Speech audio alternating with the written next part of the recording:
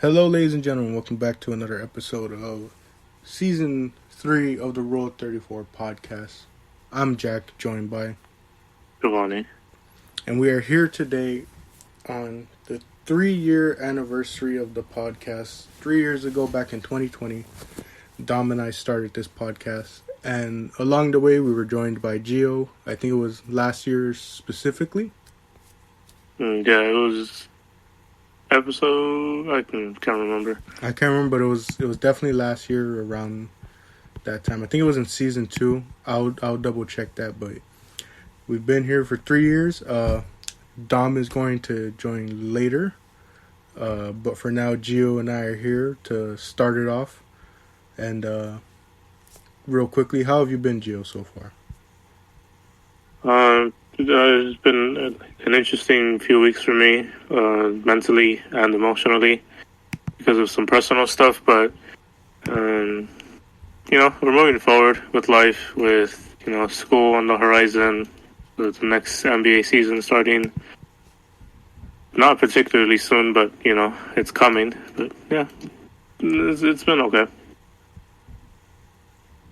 All right. What about you, Jack? How you been, man? I've been doing pretty well. Let's see. Man, I just have been doing somewhat of the usual, like obviously watching some wrestling, getting ready to do an episode with Mr. Solis later this week. Other than that, though, I don't know. I've been kind of doing a lot of different things in a sense, I don't know. I've been, kind of bored in a sense, or not really knowing like what to do at times. Like I've been trying to keep up with writing. I've been trying to keep up with like other hobbies, but at the same time, it's just tough sometimes where it's like you kind of struggle to find the motivation to do certain things. I'm playing some Overwatch here and there. Definitely ran into my fair share of frustrating games. And then most recently, I've been backing up my music, just in case. Like, because, I don't know, these music services are weird. Sometimes, a song disappears and you don't remember what song it was and all that. Especially for someone like me with the amount of music I have. So I've been, like, trying to log it all. And I still got, like, 1,000+ songs to go, and I've been working since yesterday, like noon time. So that's been taking up most of my time. I'm in the ends right now, about to get to the O's, but that's what's been taking up most of my time. And continuing with the music, I am entering another week of walking an album a day. I still haven't decided what I'm gonna do for today, but this is the week where we hit album number 50, so I'm kind of just sort of proud of myself in a sense for staying committed to something for so long and, showing that effort and dedication to keep going even on like the toughest days, especially as it starts getting hotter in California. It's very difficult sometimes to walk, but yet I still push through it. And other than that, yeah, I've been doing pretty well for the most part. That's good to hear.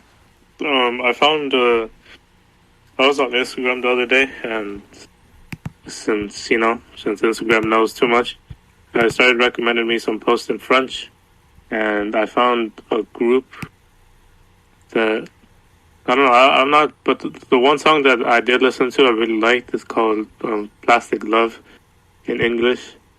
But I'm gonna explore more of their music. They're called Video Club. They're like French pop, and I'm gonna see what they're about. I'm kind of interested in seeing what French music is like.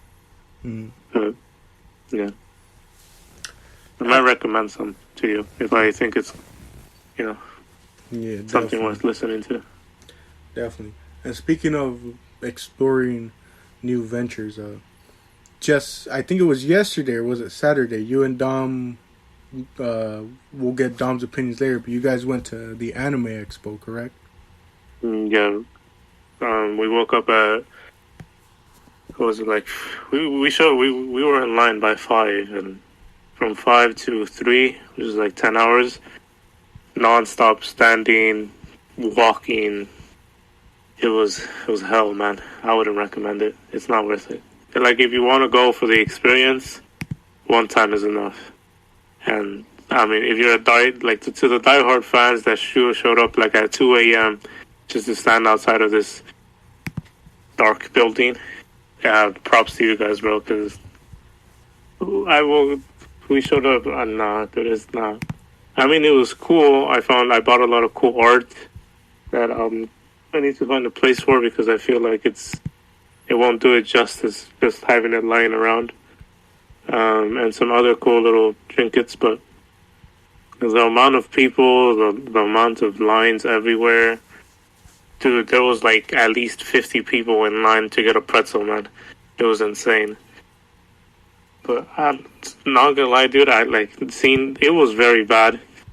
Like, my knees were like locking up with how like stiff I was getting from just standing. But I don't know, something about the atmosphere makes me want to go back next year. But I don't know, man. I'm going to have to really consider my life choices if I decide to put myself through something like that again. Let me ask you this, because it was a big meme online, and I have to ask, as someone who was there personally, what was the smell like? Because I saw a lot of people saying it stank in there. At the end. Like in the halls, if there's like proper ventilation, you have to be like next to a very smelly person to like pick up a smell. And I was wearing a mask, so I can't really tell. But from my experience, the 18 plus section smelled more than like the rest of the stuff. But it wasn't like a gym locker room kind of smell. It was like smart move for wearing the mask, because I've seen other videos where people were saying they couldn't believe the freaking smell of that place at times. Oh, dude, when we went out to the heat, it was so bad, man. Like, people were like rubbing up against you. I was literally about to start swinging at people, because there was like you see, like when you're in the sun, it's like kind of humid. Your skin is like sticky, and like if you touch someone else that's sticky, like they stick together. Dude, I was very close to getting like kicked out of the place, man. I hated it. There was a bigger dude, fat, who was like trying to like push past me in the line when we were like getting when the stairs finally opened and we were allowed up. He was trying to like push past me, dude. Push past me. I was not letting him, bro. I was literally like mustering up all the strength in my body just to like keep him back there, bro. Like, he was like ramming into me, dude. I was like, I looked at him a few times and I was like, bro, you better calm down, bro. God, dude, like, those anime fans are insane, dude. They started, like, as soon as the stairs opened, there's like an escalator, bro. They were running up the thing, and I don't think like they've done much running in their life, but they're very passionate about this anime stuff, dude. Let me ask you this: what were some of the craziest prices you saw at that expo? Dude, it was the thing I disliked about it. It was like in the exhibition hall. It was just a bunch of like anime. Like, every booth was just like a different, like the same anime store. Like, I literally could have gone to Little Tokyo to get some of the stuff here for like a cheaper price. There was nothing like unique about each like booth, unless it's like a particular brand. Everybody else had like the same stuff. Some figurines, some banners, stuff like that. But the thing that really surprised me is like the last thing that we went to was like this card game booth thing, and the 5 people in front of us all spent $300 on cardboard. Like, they bought like 8 packs, like 8 boxes of things, and it was like 300. And I was like, there's no way they're like this committed to cards where you're spending $300 without hesitation. Like, there was this older guy, he spent like $800 on like card packs, and I'm like, why, dude? It's like, I can't understand that. Like, from my perspective, I would never drop $800 on cards. But then again, I spend a lot of money on FIFA, so I can't really talk. But that surprised me. The amount of money that people were like easily dropping on this stuff. No, definitely. That was something. That was like one of the main things I was thinking of was like, a place like that is gonna have like very expensive stuff. So it's like, I wouldn't be surprised if people went there with their wallets loaded, But I don't know. My line of thinking is just I don't know if I could ever convince myself to buy stuff like that expensive. Yeah. Like it takes a Yeah. lot to make me want to spend money on certain things. I wouldn't. Well, seeing how I was there, I had like every time I saw like a figurine or whatever, I was like, I'm not. I mean, I would be like, it's cool, but I'm not spending my money on that. And then when we got to like the artist hall, where like a bunch of like online creators, artists really, not like YouTubers or whatever, like genuine artists, can display their work and sell their prints. That is when my when I reached for my wallet a lot of times, because some of the art that I saw was just incredible, dude, and I was like, I need to buy that. It was two artists in particular. One of them, I remember the name of one of them, not the other one for some reason. It's Inkwell. It's the one that I sent in the group chat. His art is insane, dude. It's like very colorful, but like not bright colorful. It's just kind of like, I don't know what the term is, but it's like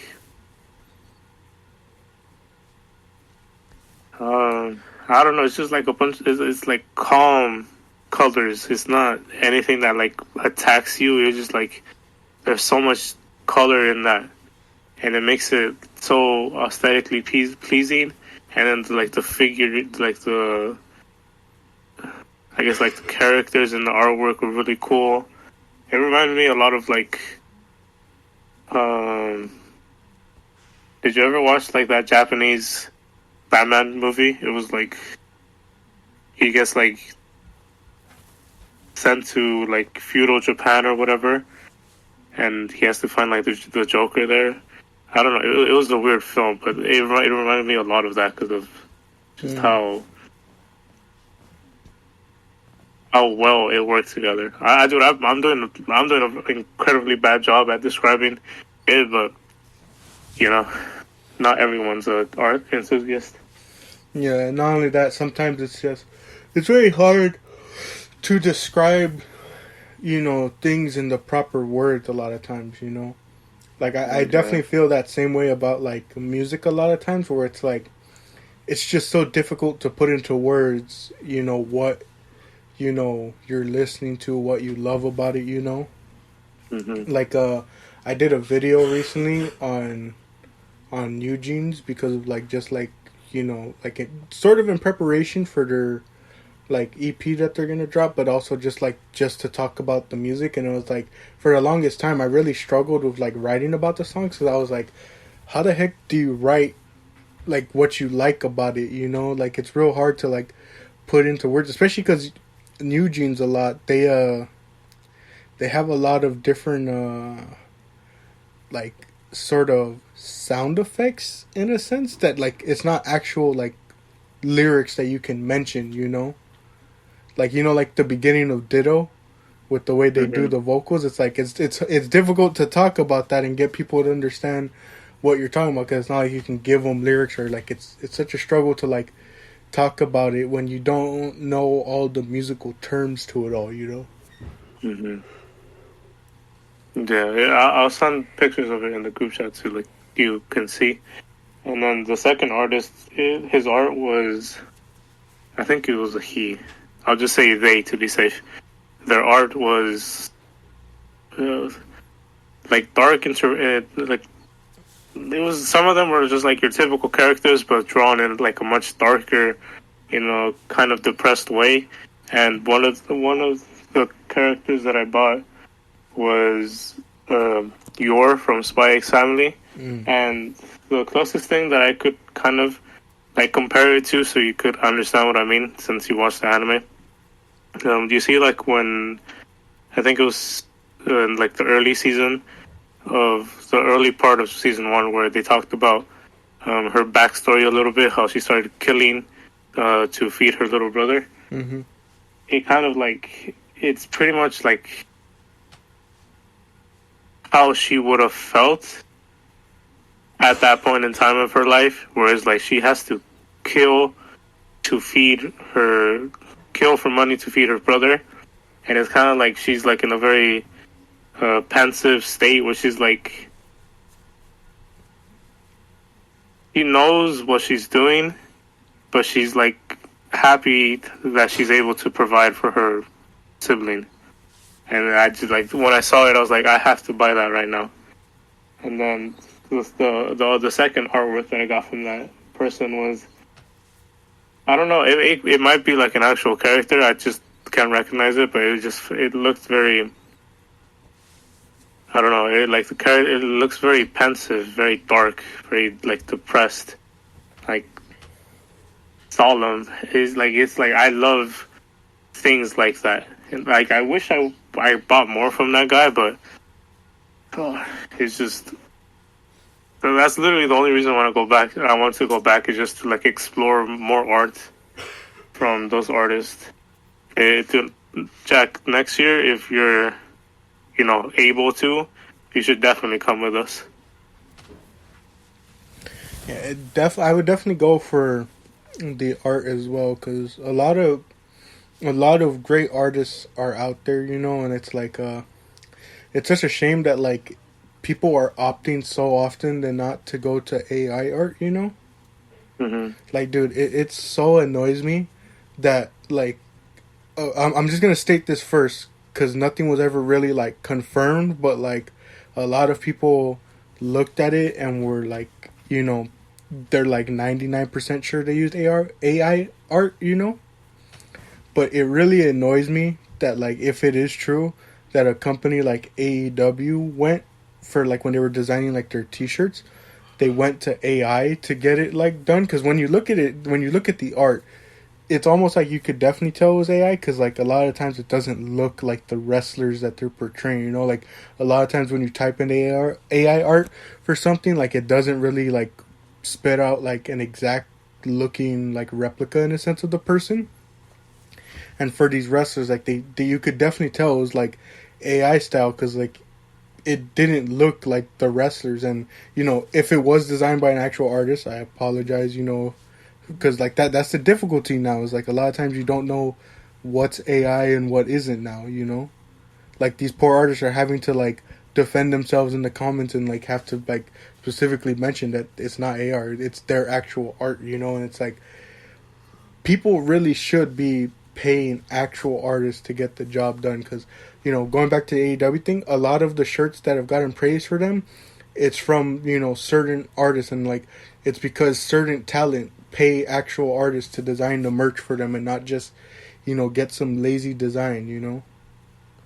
Because it's like it's a problem for like a lot of wrestling companies as well. Like I rarely buy like any t-shirts for the talents I like in WWE, because like a lot of times the design is just lazy, or like a lot of times my issue with these wrestling companies, they don't know how to design a shirt that like you could wear out in public. Mm-hmm. Like they do pretty bad with it a lot. So what's it called? I would definitely go for the art, and would probably buy like a piece or two just to support some of these artists, because like they truly deserve it for the amount of work they put in. Like I was doing it like casually just for fun, and it's like even then like I felt like the somewhat pressure and like I guess you would say stress, but not really, for like myself at least, that like a lot of these artists go through when they're making these art, where it's like they want it to be perfect, they want it to come out the way they want, and it's also a struggle to just sit there and put all those hours in to make sure it gets to that point. Because my goodness, man, like I have no doubt in my mind that like so many of these artists put so much time in, and I wish a lot more of them could get the attention that they deserve. Yeah. Well, the cool thing about it is that most people, or I think the majority of the artists, I think it was like it might have been like like an expo policy or something like that, but was a buy two get one free thing. So if you bought two items of any, you could get one item for free, regardless of what it was. I think. Well, I didn't really try because I didn't want to be embarrassed in front of people. But so, like if I bought two like smallish prints, like two medium prints from one guy, and then I was like, oh, so what do you want for your free piece? And I was like, oh, can I get like the larger one? Is that okay? He's like, yeah, that's fine. And he gave it to me. So I don't know, maybe you could have like pushed a bit more and like got it like a banner or something. But I feel like that's like taking it too far. But yeah, it's kind of cool because like, you can buy two and get one free. That's what Dominic did. He got like a bunch of. He got like two, and then for the one that he like really wanted, or another one, he just got it for free. So he got 3 artworks from the guy, and like for one of them, he got like 8 in total or something like that. It was like, what was the total? Like 150, something like that. Yeah, but the art is really cool. You're gonna see like a lot of like similar stuff, but like it really depends on your taste. Because like once you find the art that's to your taste, you just like you want to dump everything you have on it, which is kind of fun. Yeah, it definitely seems like a fun event to go to for sure. Mm-hmm. I know there's like a couple other ones that like you always heard of and like wanted to attend, but like I don't know. I definitely think like it's best to start going to like I would especially recommend like to the audience if they've ever thought about it. I would recommend probably going because it's like I don't know. It like I don't know if you noticed it, but it just seems like more and more conventions are starting to like die down in a sense, you know? Yeah. Like I think they postponed or like they said there isn't going to be an E3 this year, I think. Or was it Comic-Con? I forget. I don't know, but it feels like a lot of these conventions are dying down, especially because these different companies are taking like the approach that they did with streaming services, and now they're like holding their own individual conventions instead of like coming all together under like one big banner and you know having the excitement of all this stuff happening in one area, you know. Mm. Like now it's like Marvel has their own sort of convention to reveal their stuff. Different game companies have their own stuff. Like Blizzard has BlizzCon, you know. You know, and you rarely see like these different like you rarely see like big conventions. I guess like the Anime Expo where it's like all this stuff coming together, you know. I think I was really hoping to find some Overwatch stuff there, but it was. I think I found like one thing amongst like the thousands that was like somewhat related to Overwatch, and I was a bit upset because not really upset because I don't really care that much, but it would have been nice to get like a cool Overwatch, you know, maybe a little figurine or like a sticker or something. But there was nothing there. Yeah. It was just like the majority of the stuff was like native to Japan, I guess. So it was like authentic, I guess, in a way, or it was all they could get since what you're saying is like a lot of people are trying to like make their own stuff. But yeah, it was kind of sad. Speaking of Overwatch, I don't think it would be right to close out this season and all that without talking about it one last time. As if you go through the season 3 playlist, you'll see we talked about Overwatch quite a bit. We talked about our expectations before it dropped. We reviewed the game after like a week or two of playing it. We did we did a video about collabs we wanted to see with Overwatch. We did a tier list of the heroes. What else did we do? I'm trying to remember. We talked about Season 4 at one point. I don't know. We talked about Overwatch quite a bit this season. And very recently, they made the announcement that they're going to do a somewhat sort of like animated series about it. And this is something that I have been calling for since a long time. I remember, I think it was in the video talking about like our expectations for Overwatch 2, or maybe it was like when Overwatch was closing down, I forget. But I remember bringing it up to you guys that like, and I think Dominic mentioned it too, that It's something we've been wanting for a while because of the way they did the animated shorts and all that. And I think I saw like I can't remember if they dropped like a preview or not, but it looks like they're gonna be going with a different like style, which is similar to I think ones we've seen previously. But like it is cool to see that like they're gonna do like a little like animated series on it, you know.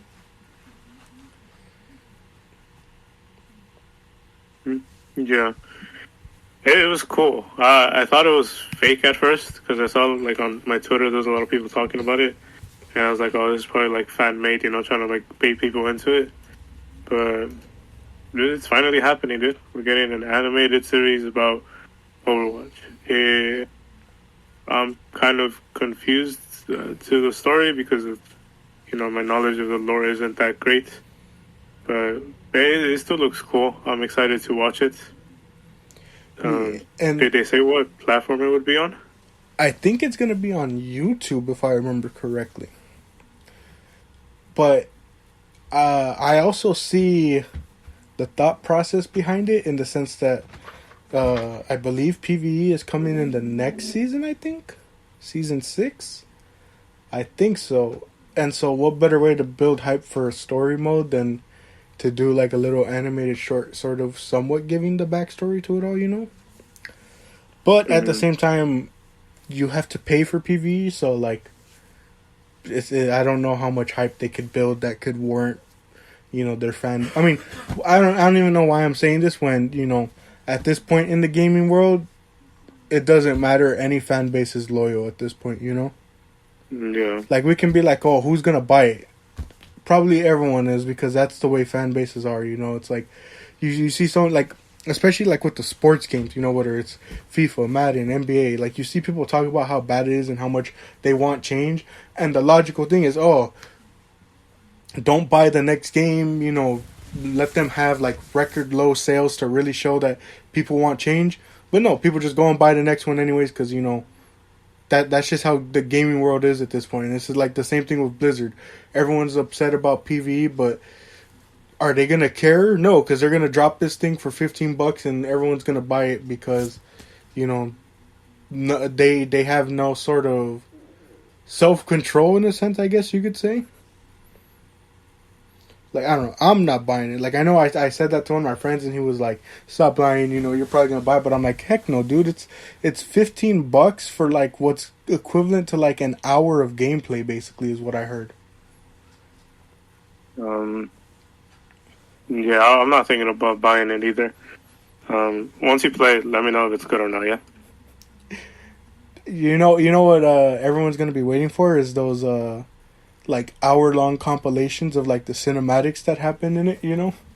Yeah, just save your money, bro. Wait for someone else to buy it, and then you just watch the content. Yeah, exactly. I don't think the gameplay is going to be anything, you know, game-breaking, revolutionary, bro. It's like literally going to be you shooting bots for a cool hour and then getting like a 2-second cutscene. It's like, oh, I'm so glad I bought this, bro. Yeah, no, I definitely recommend that to anybody listening as well. If you play Overwatch, I would recommend just watching someone else play it, you know? Like, isn't that funny that, like, growing up, that was always, like, a big thing about, like, YouTube was, like, why would you watch someone play the game rather than just playing it yourself? And it's like, because some of us don't want to waste money. Some of us want to see if we're actually going to, like, enjoy this game or not, you know? Yeah. It reminds me a lot of, like, how Destiny 2 works. Is that every time like a new season drops, you have to spend $60 to $70, and you get maybe 10 minutes worth of cutscenes and all of that. So, yeah, there's a lot of gameplay, but the gameplay's kind of dead compared to like the story. Like we've been waiting. Well, not we, because I no longer identify as part of part of that group. But 10 minutes of story, $60. And then after that, you have to wait another 3 months for another $60 drop to get another 10 minutes of story. And it's like, yeah, man, I'm not going to do this stuff anymore. Yeah, exactly. Definitely feel that way, too. It's like, especially, you know, in a sense of, like, again, going back to the whole, like, PV and, like, what we were supposed to get, yada, yada, yada. Like, I don't know. I just don't see myself spending the money on it. You know, I'd rather save my money. Yeah. But Gameplay wise, it's been kind of the same as before. The changes to McCree and May were. I like the change to McCree. McCree feels a little bit more annoying than he was before, and he's really good against tanks too. Like I played against a Doomfist, and I threw my nade at him, and he that stun, bro. It's very powerful. I don't know if it's too powerful because we're out here playing in gold lobbies, but it's really good. The May change, I hate it.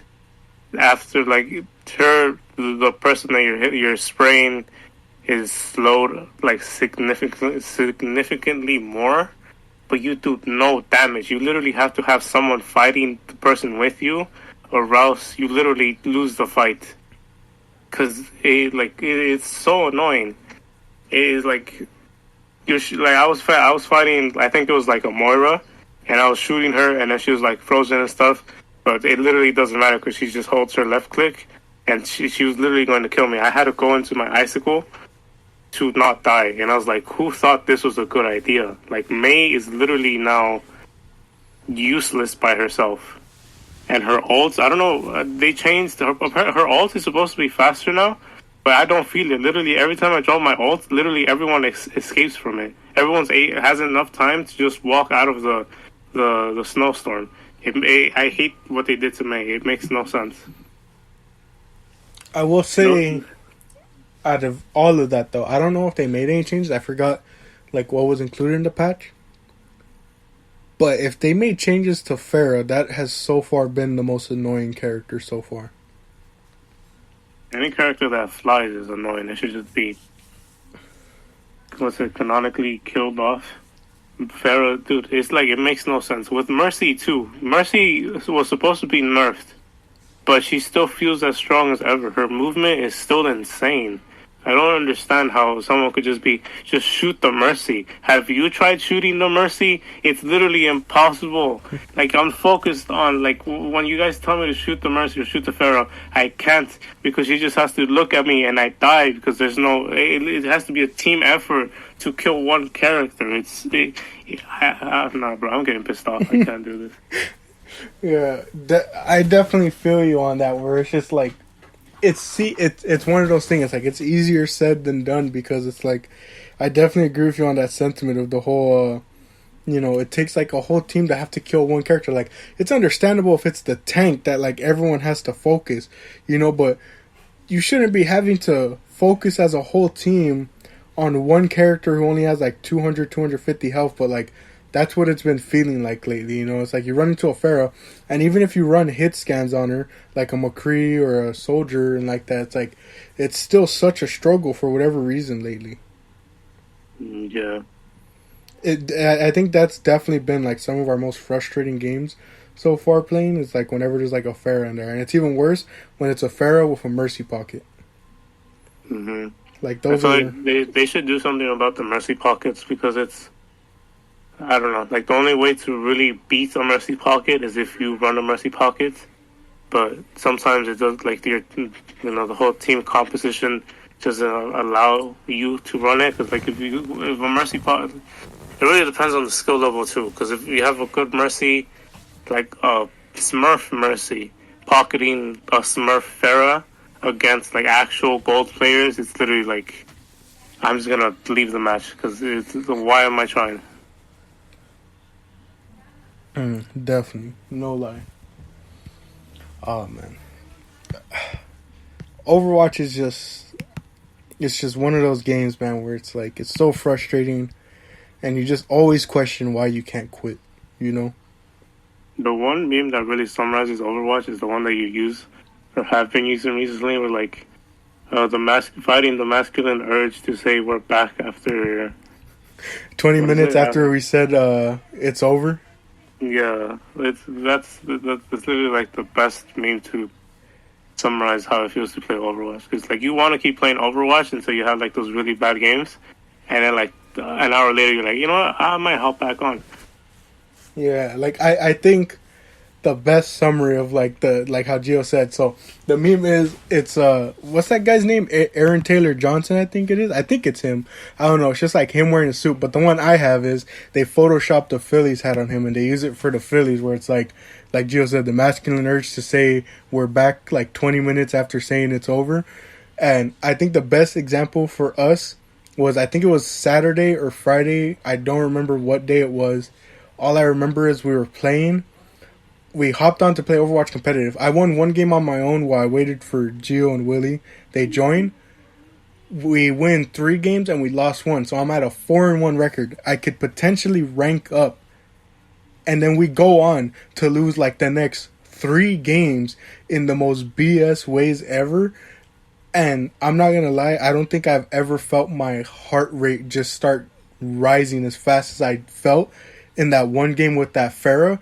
Because that one game was so annoying because of the people in it and the way they were talking throughout that game. Yeah. Like, it wasn't even like they were talking smack. It was like elementary, middle school type talking, you know? Like, some of the cringiest stuff ever. And it was just getting frustrating that, like, no matter what we did, it was never enough. Because even if our combined efforts, even if like our other teammates were doing good, for whatever reason, it was like nothing was going our way, you know? And like, I'm going to be honest, I think that's the maddest I've ever heard Gio was in that 3-game stretch where we were losing. Where like Gio, in the times he would speak, sounded like angry as ever. And there was a point in the last game where we got so frustrated, I don't think any of us said a word for like the 5 minutes of that last game.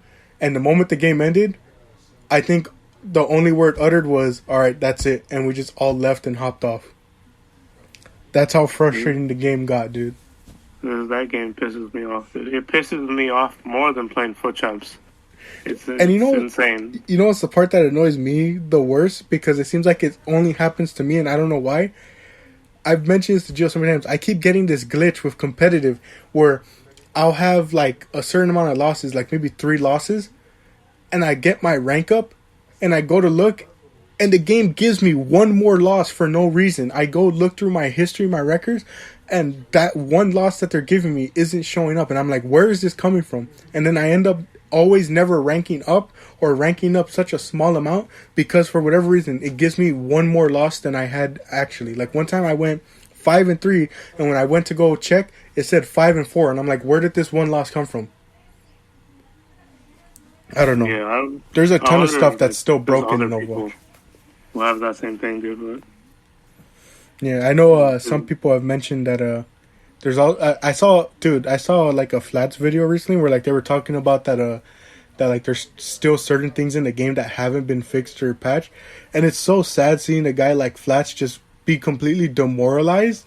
Because like I saw one video where one of his friends was like doing a interview with one of the devs, and they were like, oh, are you gonna hop in? And he was like, no, I'm just not doing this no more. Like I physically can't put up with any of this anymore, and I don't want to like project that mood onto like the interview, so I'm just gonna leave it up to him. And I was like, damn, it sucks to see like one of like their biggest creators like be so demoralized by the game and the devs and the whole, you know, team behind it overall, you know? Yeah, it's... I don't know. It's something that's becoming way too common in gaming nowadays, where developers just neglect their game. It's honestly very sad. Like, it's happening with FIFA too. Like, we were supposed to get compensation packs 5 to 6 weeks ago, and people like not. It's just like it's just not gonna happen. Like we play their game, we grind to get fodder. We use that fodder on the pack, and the pack doesn't even have the content it's supposed to have. It's like, oh yeah, my bad. We're gonna take it out now, and compensation will be given out soon, and that just never happens. Yeah, it's so annoying how often they release like a broken game, and then like they have to like do all these patches basically to get it to what it was supposed to be released as. Mm-hmm. It's also annoying. But with 5 minutes left, I'll turn it quickly over to you, Gio. I'll let the audience know I'm likely going to record a separate episode with Dom. That was something Gio suggested because Dom was busy during the time that we recorded right now.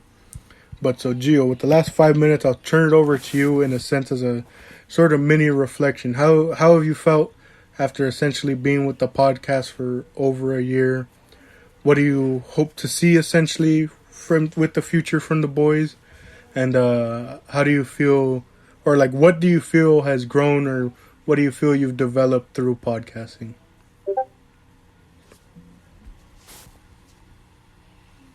Well, looking back, it's been a lot of fun, having, well, before it was 2 times a week, but now it's just one. A time during the week where you could just, sit down and discuss something with your friends. I really enjoyed that. It kind of, I don't know, it's, sure, sometimes the conversations aren't as great as they can be, but it's still fun being able to, have that discussion, go back and forth with your friend on certain opinions, friends, girl. I feel like it did help me mentally, because sometimes we don't see each other a lot in person anymore. One, because what happened with COVID, and then, we can't always go out every single day. So it's nice to be able to have a space to talk to your friends about literally anything. What else?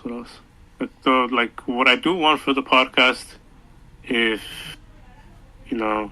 we decide to continue it, and I think we are, is I wish we would be a little bit more organized with, the topics that we discuss, because I don't know if I should say this, but the majority of the time it's literally, sometimes we decide 5 minutes before the episode starts, we're supposed to start the topic of the day. And, for things like Overwatch, it works, but then when we want to do like reviews and stuff, and like one person is like, oh yeah, I didn't watch it. I'm dumb. It's kind of like, it kind of ruins it, because the other two are kind of prepared for it.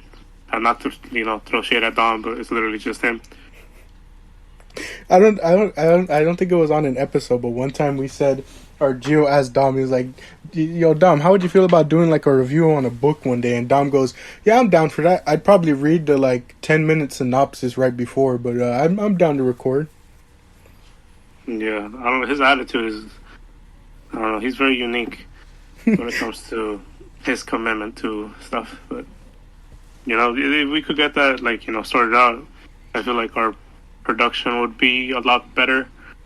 Quality obviously would be better, and things like that. But, things are fine now. Hopefully we can go for another year. Yeah. And, yeah. I especially look forward to what it's going to be like as you and I return to school and Dom enters potentially his final year of school. Who knows where we'll be in a year, but like Gio said, we're more than likely continuing this. We don't know for how long, though. That's always something Dom and I have said at every anniversary episode, I'm pretty sure. Is like, we don't know how long this is going to go, but we're going to keep it going as long as we can, Mm-hmm.